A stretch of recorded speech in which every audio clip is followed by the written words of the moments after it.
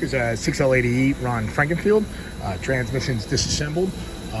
Fortunately, this transmission was disassembled at the point before we had catastrophic damage. Most of the time in these transmissions, customer continues to drive it and damages the pump. But this is an example of how being proactive can save the pump, because the pump, combination of the pump assembly and the bell housing, and it adds probably $500-$600 to the job. So this is one of the variables as to whether the unit gets replaced with a remanufactured transmission or whether the unit is rebuildable. This one is rebuildable, which is very fortunate. One of the components that we also put in is a Transco recal update package that corrects some of the drivability characteristics.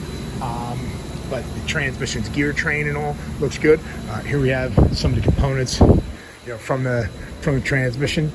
Here we have the filter. We can see some contamination on the filter, nothing catastrophic. The unit wasn't blown up, but we can see that the clutches themselves show that they've been slipping up, spinning up and slipping. So that's probably what was being observed.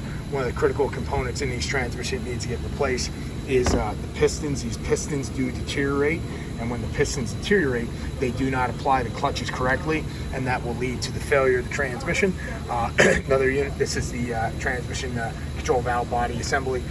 One of the nice things, having that this is such a common transmission, often we have them in stock, so we can do a swap, and we can swap the Tecum control module from the one transmission to another transmission with a built transmission. But after the updates and the improvements are made to this transmission will work better than it does from the factory. Another component that gets upgraded, they have a tendency for some of the pistons in the transmissions to fail.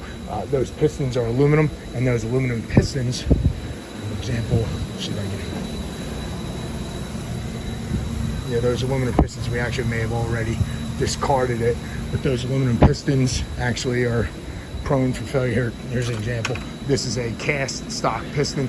This piston gets updated with a billet piece, one piece. Instead of it being a cast piece, it's actually a machined piece entirely, which allows the part to be a little bit more mechanically robust. Doing this transmission, be able to save money compared to a remanufactured transmission, and also have a transmission that is improved beyond OE specifications.